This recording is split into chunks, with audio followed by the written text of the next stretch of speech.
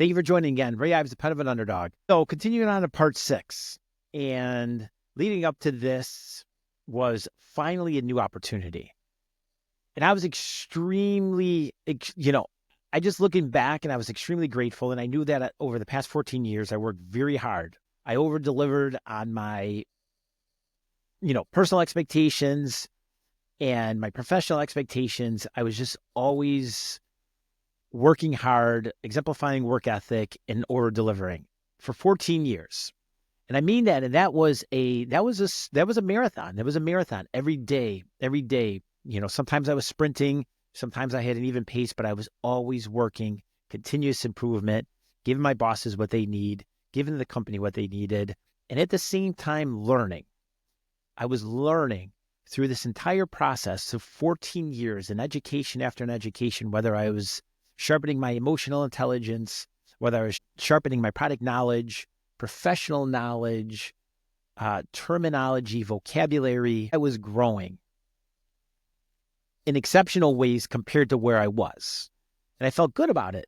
And it's always that moment of reflection. I remember being the bartender and giving my homeless friend Shorty pasta con pesce and Heineken's, right? I never imagined that here I would have an opportunity to be a division vice president in the Chicago office. I ended up getting the job, and it was such a relief. It was such a relief because I was excited to take on the future. I was excited to move forward into the future fearlessly. And it got to the point of negotiating a salary. And here's what I would say that. It comes to a point, interview process, different ballgame.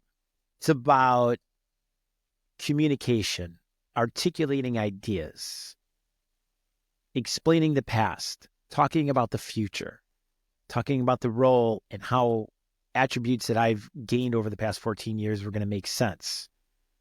But then the negotiation is sort of like this cutthroat process. Like you have to put a different hat on for this. And I asked for a lot. I think at this point I wanted to be over like a 200K mark, right? 200K. And again, to some people that's like a lot of money. To some people it's not. To some people it's a drop in the bucket. For me, relative to what I was doing previously, was a great stepping stone. It was maybe even a plateau.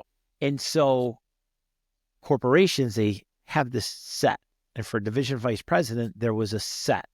And the negotiations was intense. It was going back and forth. Maybe I was going to step away, but I also knew it was like, okay, if I step away from this opportunity, I have to go back to my old situation and then continue interviewing. And I was like, you know what? This is it. This is a beautiful modern office. This is a publicly traded company. They had the brand Last Boring Bakery. I was like, that's a great artisan bread company. I want to be a part of it. And they gave me a bump in salary. So that was the negotiation, was a huge bump in salary. And they gave me the elusive. This is where I knew underdog things were no longer happening to me. They gave me a signing bonus. And a signing bonus was something I thought was reserved for not me, just other people. Not me, other people. And so I got a bump in salary and a signing bonus and a higher bonus structure. And I was like, okay, so here I am, a division vice president. So what is that? And I have some bullet points. It was basically overseeing the strategic growth in North America, creating and strengthening, existing distribution, directing and leading teams. And this was what I was really passionate about. Like, I took leadership very seriously.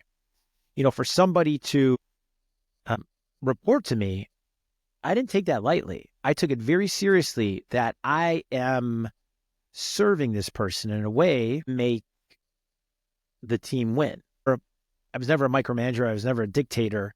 I just took that seriously. It's like, how can we best win? And the leadership is always about like different psychology. Different people are motivated by different things. Some need a list. Give me the list, 1 through 10. I'm going to go do the list. Other people need forms of other motivation, recognition, bonus, independence, whatever that is. And so I was leading, and it was great. I was putting together a 3-year strategic plan as a division vice president. I was launching new brands, new items, And I think the biggest thing, I was asked to be a collaborative member of two cross-functional teams. One was a task force to implement corporate initiatives, and the other was to like an ideation task force. What do we need? How do we become inventive? And I was asked to be on this team. So here I was, senior vice president, Chicago office, and I knew that I was going to learn. My biggest learning was jumping in with the finance and accounting team and expanding. I always had access to that, and I did some small work, but this role, I was really integrated into all functions more heavily. And that was great because I was going to learn. And I remember the director of finance, one of the most brilliant guys. I'll never forget him. He spoke so fast, but he spoke not in a neurotic way, just a very confident way. And I remember the one thing about him, he never used crutch words. He never said, but it was always clean, crisp. His mind was just next level. Having the conversation with him and telling him, we're going to run this promotion. He's like, no, we can't run the promotion. It's not in the budget. And I always go back to him and I say, I'm sorry. I'm not asking permission to run the promotion. I'm letting you know that the promotion is happening. And so we had this, it was sort of a symphony or like a dance, right? And then we would talk about the pros and cons and put it on the table. And we just started really working together. And it was a great collaboration. Now things started to happen. So again, part 6 of The Pen of an Underdog is leaving history, taking with me my skills, and then realizing, okay, there's going to be a lot of obstacles. There's going to be a lot of dark clouds. There's going to be some negativity. And how I responded to that and reacted was a learning experience. Everybody has assumptions. My assumption, Chicago office, badge of honor. This is it. I've made it. I've made it to the level that I've never thought was possible. Everybody's going to be happy. Business is going to be successful. We're going to be a team. We're going to have team building events. We're going to be winners. The company's going to win. We're going to be liked. And all of a sudden I was there, and I realized, and not to be too negative, but this was the start of it. It was a disaster of a company. It was a disaster of a company.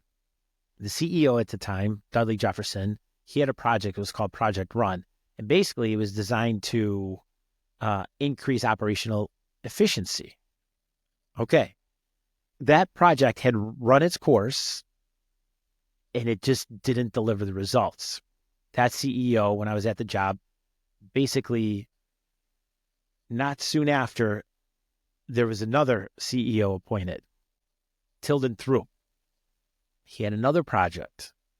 He was Project Up. And his project was to do a complete transformation of the P&L, starting with the SKU rationalization, basically eliminating products or no longer making products that weren't profitable. And so all these things started happening. And then parts of the business were for sale. And usually that's an indicator not of a successful company. And they were selling out, they were carving out a big portion of the pie business that was going away. And my boss, Moore, was leaving with that pie business. He was going to lead the charge, lead the company as a president for a private equity company. And here I was. Things were just changing. And it was a little uncomfortable. And I just wanted to maintain that level of professionalism. I was there to be a change agent. And I jumped right in. I started executing my 30, 60-day proposed plan. And I used every opportunity. And the opportunity was to travel and see all of these operational facilities, to go to the manufacturing plants, to see how it's done, to look at automation or the lack of automation. And I had access to big data. I had access to confidential financials, cost of goods sold, selling general administrative expenses, transportation, warehouse, production, labor, overhead, gross margin, contribution margin. And I was piecing all these things together. And when I would tour facilities, it was really like going into Willy Wonka's chocolate factory. It was such an incredible experience to see automated warehouses, huge spiral freezers, labor lines, automation lines, lines just moving mass-produced products, and just seeing it all, procurement, production, shipping, beginning to end. It was a great experience in that regard where I knew I was learning.